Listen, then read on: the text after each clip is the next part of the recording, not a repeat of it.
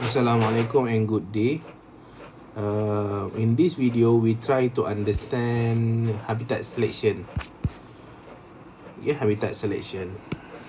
Habitat is the place the animal living in lah. Okay, tempat tinggal haiwan tu. Di haiwan tu pastinya dia ada preference dia, pemilihan dia ataupun dia punya kesukaan dia. Dekat mana yang dia nak tinggal. Jadi dia ada selections of the habitat. Jadi pastinya selection tu dia ada banyak lah secara general dulu lah ya.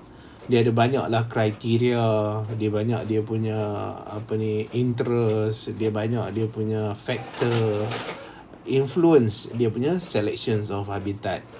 Yang paling utama sekali antara yang cukup penting adalah keperluan, needs of the animal itself. Jadi dia kena fulfill the needs of the animal. Sama macam manusia lah. Kita nak tinggal di satu tempat, dia kena ikut kepada apa yang tempat tu boleh offer dekat kita. Supaya nanti we can survive. Okay, from time to time. From one generation to another generation. Kalau tempat tu very extreme, it's very difficult to live. Jadi, dia akan survivability dia akan kurang. Jadi, dia akan terpaksa kena migrate to another places. Jadi itu adalah habitat selection lah. Choosing by animal of a place wish to live. Baca lah ni ya, benda ni. The choice, factor affecting habitat choice. Jadi dia ada factor affecting. Apa faktor influencing the animal to choose that habitat, to live in the habitat. Jadi dia kata based on the dispersal ability. Kalau they have the ability to disperse, to avoid certain places, then they can occupy new places. Then they can occupy or they can choose more variety of the habitat. Other organism. Very simple lah. Jadi dekat tempat tu mungkin ada pasangan dia ke kan, mate. Jadi dia akan choose that particular places lah sebab ada mate untuk mating process. Physical chemical factor. Okay, physical chemical factor. Some of the places tu dia ada harsh environments. Okay, physical factor, too hot or too cold. Jadi they will try to avoid that particular places. Too moist, too humid. Jadi dia boleh avoid lah. Kemudian chemical factor.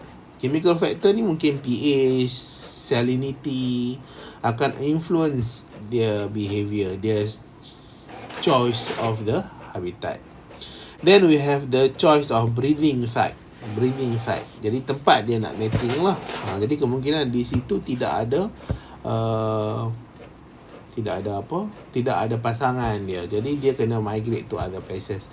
Ataupun they need to migrate out from their original habitat untuk avoid inbreeding. Jadi untuk avoid inbreeding.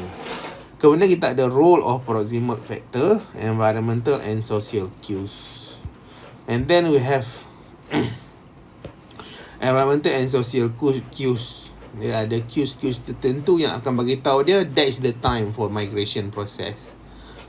Jadi selalunya environmental and social cues ni dia basically based on the season lah. Ada negara-negara yang 4 season tu kemungkinan dia akan ada cues yang menyebabkan dia tahu bila masa dia akan keluar. And then we have the genetic, experience, learning, tradition.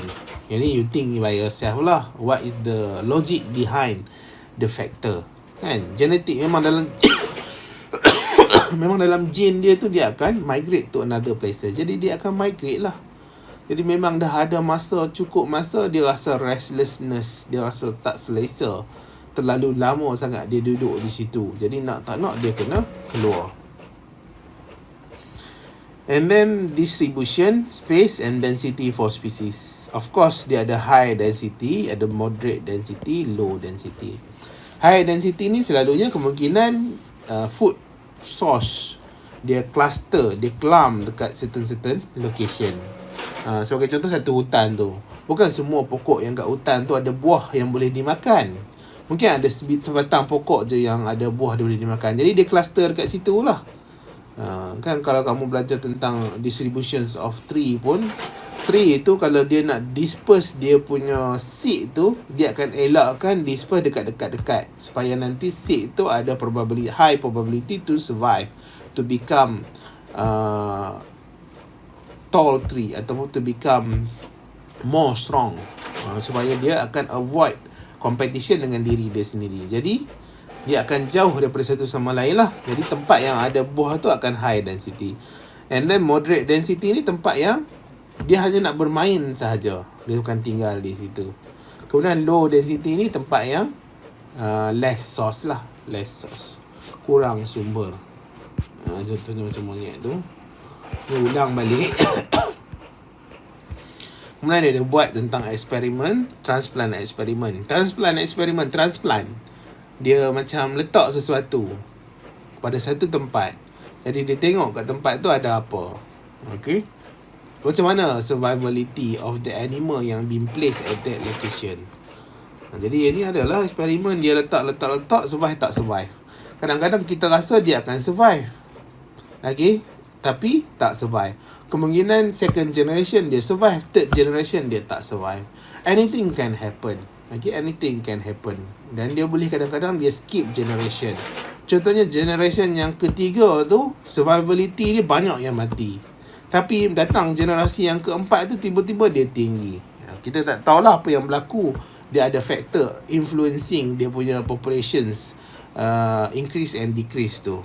Jadi sebagai contoh yang sini lah. Jadi dia transplant ni ada location dia control. Ada yang dry heat, ada 30 meter, 70 to 20 meter, 25 meter level. Jadi how many years they survive? Jadi sini dia beritahu 2 years survive. Jadi one transplant. Okay, jadi at the end dia ada total number of colony transplanted 3. Jadi pastinya dekat sini competition with other species. Jadi spesies-spesies ni kadang-kadang dia bukannya hidup pada satu level sahaja. Dia ada banyak level dia boleh hidup. Kadang-kadang dia tak hidup pada lower level, dia hidup pada middle level. Ada yang hidup pada higher level. Dia ikut kepada spesies tu punya adaptability dia to the environments. Jadi if they are good in adaptability to environment, of course they will survive. Jadi ikut jugalah kadang-kadang spesies tu tengok kepada makanan dia. Contohlah, jadi kalau dekat pokok yang tinggi-tinggi ni ada buah jenis yang lain. Jadi buah tu agak susah sikit nak buka dia. Contohnya nak proses. Jadi bukan semua spesies yang ada keupayaan untuk proses. Jadi spesies yang ada keupayaan saja yang mungkin dia akan survive at higher level. In example lah. Okay. 2 possible factor for animal not found in transplanted area. Area inaccessible. Area tu inaccessible. Restricted. Animal dia ada limited capability to disperse to that particular places.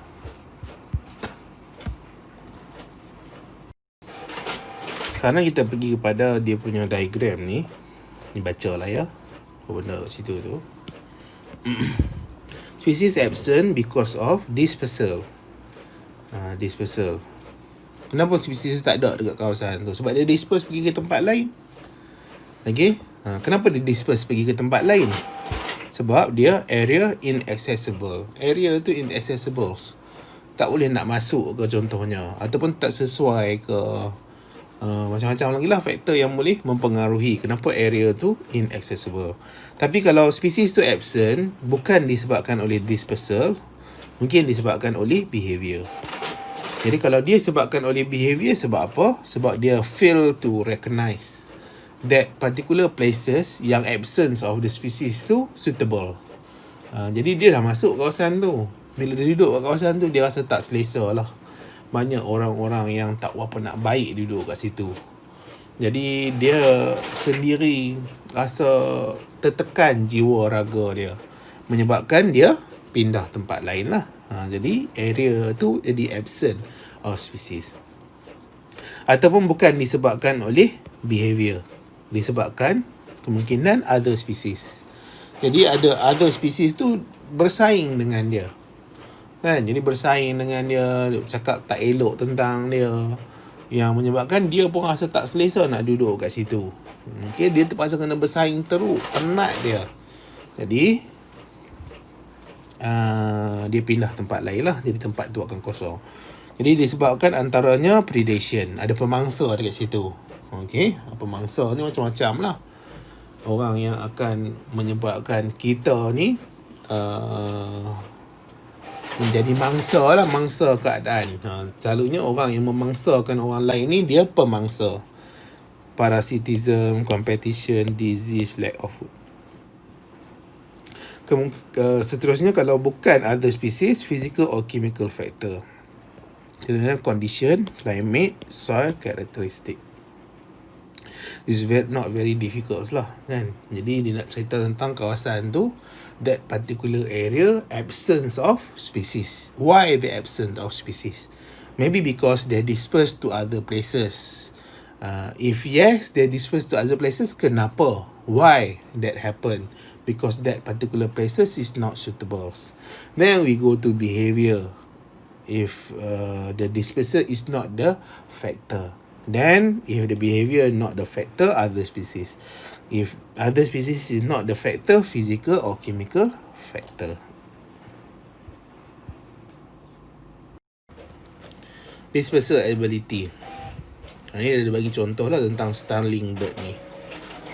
Jadi dia ada starling bird ni, naturally distributed in Europe and Asia, introduced in New York, East Coast in 1890 and reached West Coast 15 years later.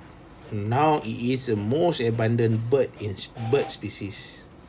Jadi dia adalah nest in tree cavity, more aggressive than the native species. Jadi dia evade macam mana nak sebut ya?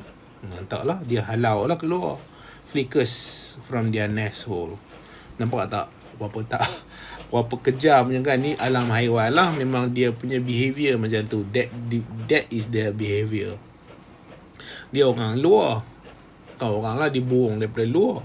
Dia main dekat kawasan tu, dia nampak ada burung yang duduk pada hole ni, nest hole ni, dia halau keluar. Jadi dia halau keluar, dia duduk kat situ. Jadi kenapa boleh dia halau keluar? Kenapa yang duduk kat burung yang duduk kat sarang tu, yang native tu, yang asal usul dia dekat situ tu, paksa kena keluar sebab dia more agresif. Okay? Jadi bila dia more agresif, the bird itself, native bird cannot compete. Jadi bila they cannot compete, they need to surrender. They become the victim here. Okay?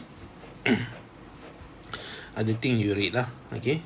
And then we have the R-selected organism, K-selected organism. Jadi the most easiest example ni ada certain animals ni, dia considered as R-selected. They are high reproductive rate, good dispersal ability, rapid developments, they are unstable environments. Jadi korang nampak tak, dia duduk dalam keadaan unstable environment yang tak menentu. Kadang-kadang ada makan, kadang-kadang tak ada makan. Tapi dia punya reproductive rate dia sangat-sangat tinggi. Kemudian dia punya dispersal ability pun dia bagus. Jadi dia cuba nak disperse, dia tak nak duduk dekat tempat asal dia tu. Sebab apa? Sebab keadaan dia unstable. Kemudian dia rapid developments. Dia tak macam normally good environments lah. Yang K-selected ni good environments. Dia low reproductive rate, limited power of dispersal, slow development, stable environments. Paling mudah sekali kalau kita tengok lah, saya bukan nak kata kat siapa-siapa lah, ni nak contoh saja. Mungkin betul, mungkin salah lah. Kita tengok yang Rohingya kan. Jadi Rohingya ni dia asal daripada Myanmar. Jadi kalau kamu tengok satu keluarga kadang-kadang ramai anak dia, 4, 5 orang, 7 orang, 8 orang. Padahal keadaan tempat dia tu susah. Okay, kemungkinan kerajaan tindas dia dengan kemajuan yang tak ada, perubatan yang tak bagus, makanan yang mungkin tak ada. Tapi banyak dia punya anak-anak dia. High reproductive rate dia.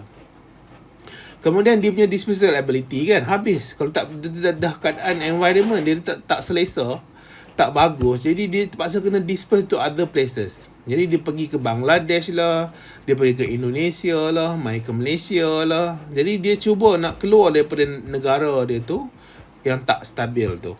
Okay. Kemudian dia rapid development lah. Kemungkinan umur dah baru 13 tahun, 14 tahun, sebabkan dia tak masuk sekolah, tak belajar, dia kahwin.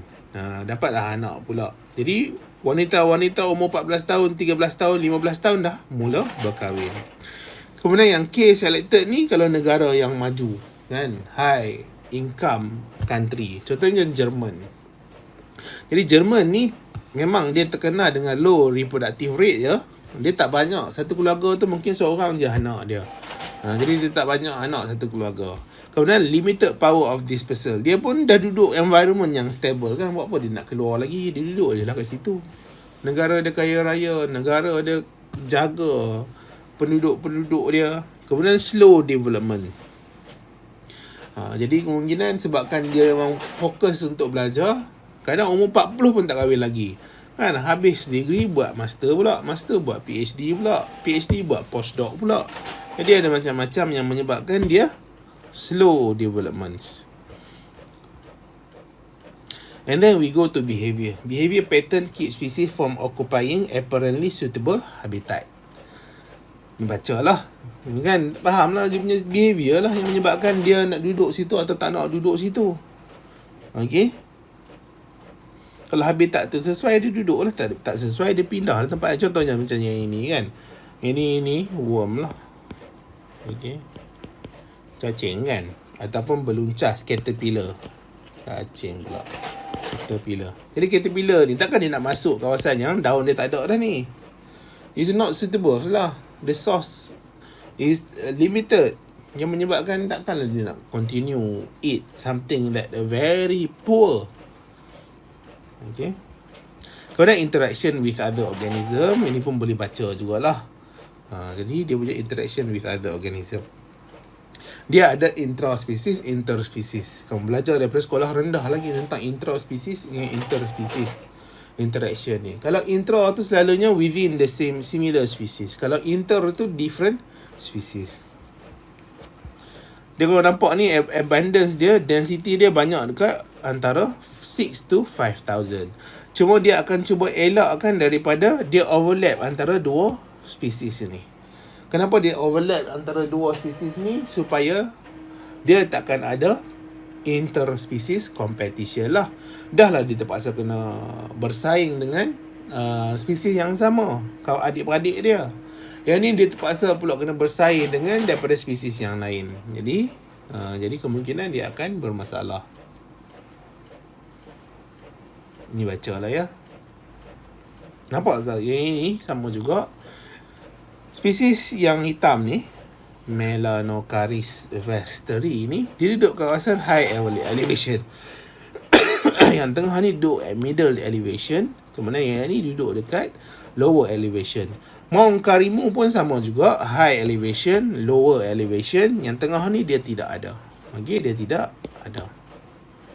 Jadi maksudnya dia akan duduk specifically supaya dia elak akan terpaksa kena compete dengan other species. Okay, compete dengan other species even though they are similar genus. Dia adik-beradik yang tak jauh sangat lah. Tapi dia cuba elakkan. Sama lah juga macam manusia kan. Manusia ni dia kejam. Kita ni kan tamak, kita kejam, kita ni habis semua kawasan-kawasan kita nak terokai. Kita nak manipulasi. Kita nak musnahkan. Itu utama sekali hutan-hutan lah. Jadi hutan-hutan tu sepatutnya tempat tinggal siapa? Tempat tinggal haiwan-haiwan. Jadi bila manusia ni dah tamak sangat, dia dah duduk nampak duit saja, kesenangan diri saja, dia pergi tebang lah hutan-hutan tu. Jadi bila dia tebang hutan-hutan tu, range habitat for the animals tu, dia akan hilang. Yang menyebabkan kalau kawasan tu dibina taman, taman tu akan ada lah monyet-monyet yang sepatutnya duduk kat kawasan hutan tu. Dan situ ada overlap. Dan macam mana keadaan sekalipun, bahaya sekalipun haiwan-haiwan liar ni, akhir sekali manusia mesti akan menang punya. Mungkinlah ada seorang dua orang mati kena gigit dengan monyet tadi. Jadi bila dah seorang dua orang mati digigit monyet tu ataupun terganggu, dicederakan oleh monyet tu, akan datang Jabatan Perhilitan ni tembak monyet-monyet tu. Mai buat sesuatu yang menyebabkan monyet-monyet tu akhir sekali memang takkan boleh lawan dengan manusia ni. At the end, we will win. The animal will be defeated. Okay? Dia akan tetap akan kalah. Kamu pergilah mana-mana pun. Lagi keadaan dia macam mana, harimau ke gajah ke, tak ada satu haiwan ni yang tak boleh dikawal, tak boleh nak dimusnahkan oleh manusia. Manusia sentiasa ada cara dan teknologi yang keupayaan dia cukup hebat untuk memusnahkan haiwan-haiwan ni. Okey. Kemudian kita ada physical and chemical factor. Ini boleh baca lah, ada temperature, moisture.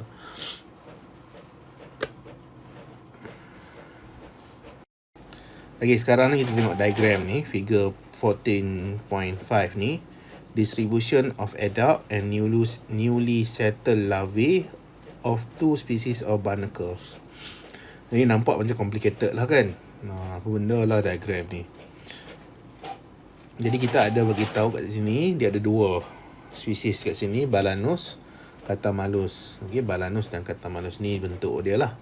Jadi dia ada dia punya distribution. Kalau kamu nampak kat sini, untuk yang Balanus ni dia ada adults dengan larvae. Jadi adult ni dia boleh hidup daripada high tide ke low tide. Dan kebanyakan dia distribution dia banyak dekat kawasan middle tide ni. Okay, level di antara high tide dengan low level tide. Kemudian untuk larvae pula dia lagi bagus lah. Dia punya distribution dia tu, keupayaan dia tu, ability to live tu, daripada kawasan yang high tide ni sampailah ke lower tide level ni, lower than the adult, higher than the adult. Ini keadaan untuk Balanus. Tapi jika dia ada desiccation, tak salah, pengeringan, ada efek daripada environment dia tu, boleh menyebabkan ada sesuatu yang berlaku yang menyebabkan dia tak boleh nak hidup di kawasan tu.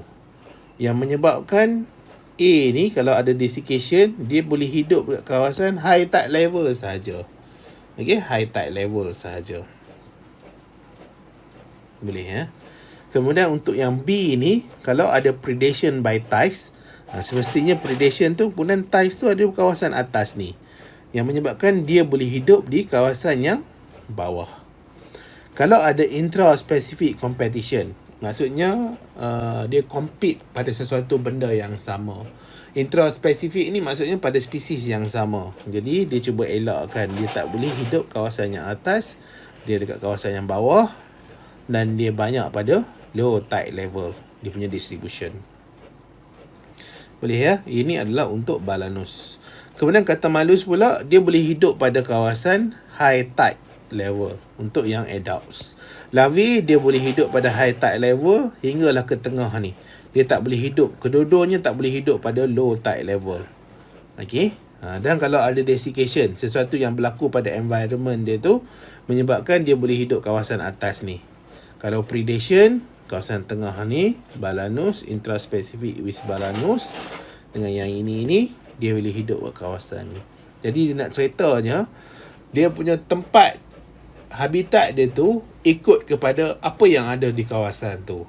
Kalau ada desiccation, sesuatu yang melibatkan mempengaruhi persekitaran, menyebabkan dia tak boleh nak hidup kat kawasan ni. Dia boleh hidup kat kawasan yang high tide level. Okey, dan seterusnya lah. Jadi ini penerangan untuk page ni lah. Ini kamu baca lah ya. Dispersal from the place of birth.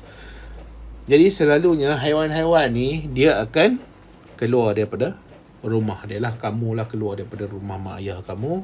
Kamu hijrah lah ke tempat lain, ikut suami kamu ke, ikut tempat kerja yang kamu dapat kerja tu. Jadi kemungkinan kamu berasal daripada Kedah. Jadi menyebabkan kamu dapat kerja di KL. Jadi kamu tak duduk di Kedah, kamu duduk di KL. Jadi tak ada masalah.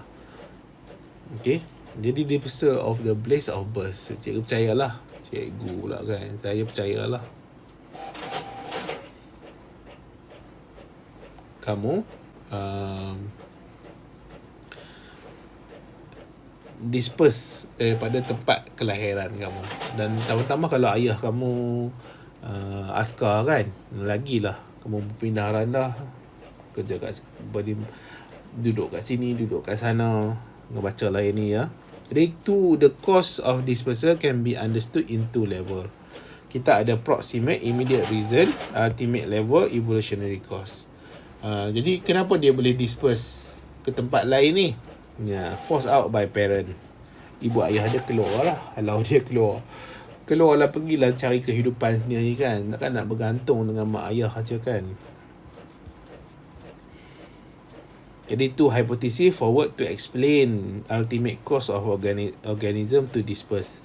Jadi dia nak avoid inbreeding. Inbreeding ni dia tak elok lah. Okay, inbreeding ni dia akan kekalkan penyakit dari satu keturunan ke satu keturunan. Penyakit tu kemungkinan dia tak hilang. Kemudian kita ada intra-specific competition hypothesis. Ni baca lah ya. Tak susah sangat ni. Jadi, reproductive success of male limited by number of female which they can mate. Jadi ada Greenwood dengan Hamilton ni. Greenwood bagi tahu kejayaan pembiakan jantan tu berapa banyak betina yang dia dapat mengawan. Jadi kalau lagi banyak betina dia dapat mengawan, lagi banyaklah potensi sperma dia akan being fertilized. Sebab kadang-kadang betina ni dia bukan seekor jantan saja yang dia mengawan, dia ada banyak. Dia mate with several male. Okay? Jadi kalau lagi banyak dia mengawan, lagi tinggilah kebarangkalian untuk dia kekalkan dia punya generasi, dia kekalkan dia punya genetik. Kemudian Hamilton and May disperse to avoid local resource competition among kin. Jadi untuk Hamilton and May ni dia disperse sebab apa? Sebab dia nak resource. Tadi yang atas Greenwood ni, male tu disebabkan reproductive success dia lagi banyak betina. Jadi menyebabkan dia tak boleh duduk satu tempat saja. Dia kena pindah tempat lain lagi supaya nanti dia dapat akses lebih banyak betina. Kemudian untuk Hamilton dengan May ni, dia disperse to avoid local resource competition among kin. Jadi kalau kamu tengok sini, kita ada dua tempat ni, Serengeti dengan Ngorongoro. Jadi left, male ni lebih banyak dia left, female dia banyak stay. Sebab apa male left? Sebab dia untuk dia ada higher reproductive success. Female pula dia tak perlu dia nak keluar. Jadi dia bukan berdasarkan berapa banyak jantan yang dia mengawan. Dia berdasarkan berapa telur yang dia dapat hasilkan untuk sebulan tu. Jadi sebulan tu dia hasilkan satu. Jadi satu sajalah bersenyawa. Okey. Kemudian male living, habitat choice and reproductive success. Yang ni pun boleh baca, tak susah sangat. Kalau kamu tengok sini test environment, shallow no cover, exploration time dia paling tinggi sekali. Kenapa exploration time dia paling tinggi sekali? Jadi yang ni dia letak lah ikan ke fish kan, pada satu tempat. Dia tengok berapa dia punya banyak exploration dia. Jadi exploration untuk time, untuk shallow no cover ni lagi tinggi exploration time berbanding dengan shallow cover, berbanding dengan yang ini. Kenapa yang ini dia kurang? Kenapa yang ini dia tinggi? Disebabkan kawasan ni lebih kurang sama macam environment dia. Dia mimic the environment. Dia similar to the environment. Jadi bila dia similar to the environment, dia akan kurang lah. Kemudian risk of predation and competition. Risk of predation and competition. Ni pun baca lah, tak susah ni boleh faham. Predation, competition. Okay. Contohnya yang ini, predation. Kalau shrub ni kamu nampak giving up density. Jadi rendah lah dia nak giving up tu. Dia susah nak giving up. Kalau tinggi 0.8 ni senang lah dia nak giving up. Tapi kalau yang rendah ni dia susah nak giving up. Tambah-tambah kawasan shrub. Kenapa kawasan shrub dia rendah untuk giving up? Sebab predator susah nak nampak dia. Jadi dia tak adalah tiba-tiba dia nak pergi lepaskan seed yang dia dapat. Kawasan grass pula, kalau kawasan dia full moon. Jadi full moon tu dia lagi tinggi dia punya giving out seed density. Sebab apa? Cahaya tinggi. Sebab bila cahaya tinggi, predator senang nak nampak dia. Kalau open lagilah. Kalau full moon, lagilah senang dia nak giving up density. Dia sit. Okay. Kemudian determinant of habitat preference. Jadi dia ada heredity, keselesaan dia lah habitat preference. Contohnya macam kamu kan. Kamu orang Melayu, duduk kat tanah Melayu, duduk kat Malaysia ni, pastilah kamu selesa bila makan nasi lah berbanding kamu makan spaghetti ke. Jadi preference tempat kamu adalah tempat orang yang makan nasi. Okay. Learning and early experience tradition. Yang ni pun boleh baca lah, tak susah sangat. Okay, habis tajuk ni.